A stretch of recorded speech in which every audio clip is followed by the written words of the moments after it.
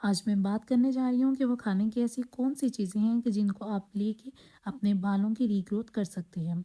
बहुत से लोगों को हेयर फॉल का इशू हो रहा होता है।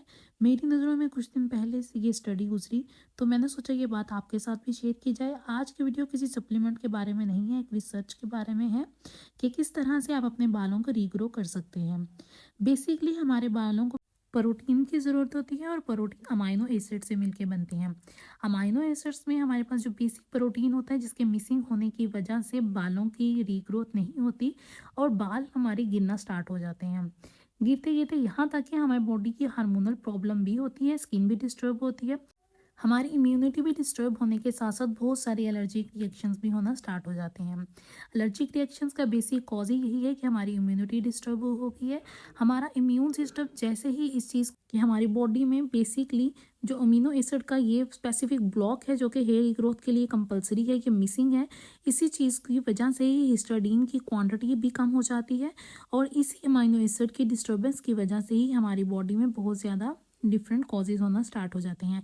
इसका मतलब ये हर चीज़ में नहीं है कि अब हम हिस्टाडीन की एक्स्ट्रा क्वांटिटी लेनी शुरू कर देंगे, बल्कि इस रिसर्च के अंदर यही बात नोटिस की गई कि क्या वाकई प्रोटीन की वजह से ही अगर बाल हमारे झड़ना स्टार्ट होते हैं कि इसके ब्लॉक की वजह से, तो क्या ये वापस अपने डाइट का इसको पार्ट बना लेने से बाल दोबारा फिर से उगना स्टार्ट हो जाएंगे, उनकी रीग्रोथ स्टार्ट हो जाएगी, रीजनरेशन स्टार्ट हो जाएगी।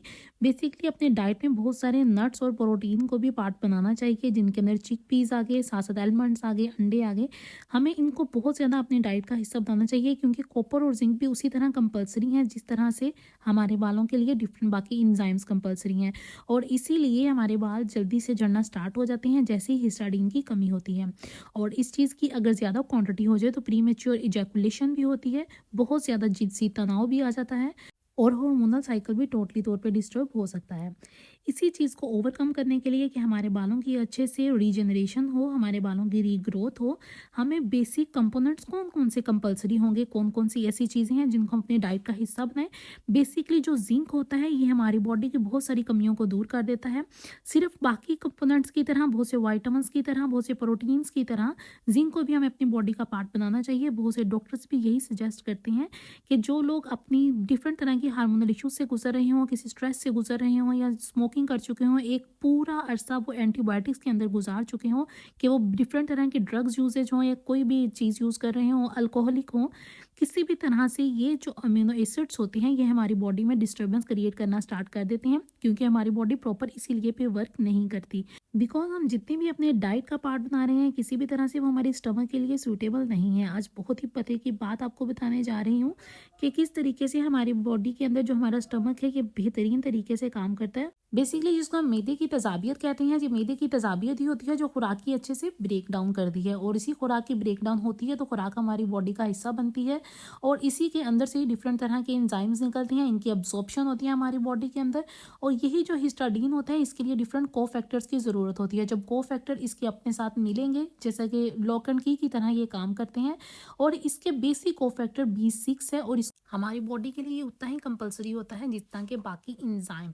और इसके साथ साथ फोलेट की बात कर ली जाए तो फोलेट को बहुत से लोग फोलिक एसिड से कंफ्यूज कर देते हैं कि B6 और फोलेट का आपस में क्या ताल्लुक है और ये किस तरीके से बॉडी का हिस्सा बनते हैं, किस तरह से वर्क करते हैं। बेसिकली फोलेट जो है ये इनएक्टिव फॉर्म है। जब हम फोलिक एसिड लेना स्टार्ट कर देते हैं तो बॉडी को डायरेक्टली ही एक्टिव फॉर्म मिल रही होती है जो कि हमारी बॉडी को उस तरीके से जिस तरह से अमीनो एसिड्स के ग्रुप चाहिए होते हैं, उनके कोफैक्टर चाहिए होते हैं, उनको एक लॉक एंड की बनना होता है। किसी लॉक के साथ उसके की मिलता है तो तभी वो वर्क करना स्टार्ट कर देता है, तभी लॉक ओपन होगा। तो हर चीज़ के लिए उसकी कंपलसरी वही वजूहत होना ज़रूरी है जो कि उसके कोफैक्टर्स होंगे, उसके को इंजाइम्स होंगे। फोलेट ही हमारे लिए ज़रूरी होता है बजाय फॉलिक एसिड के। ये हमें डिफरेंट तरह के प्रोटीन से मिल सकता है। आप बीफ लीवर यूज़ कर सकते हैं, इसके साथ साथ चिकन लीवर यूज़ कर सकते हैं, बकरे की कलेजी भी यूज़ कर सकते हैं। लेकिन फॉलिक एसिड से इसको हम कंफ्यूज नहीं कर सकते क्योंकि फॉलिक एसिड एक टोटली सेपरेट टर्म है।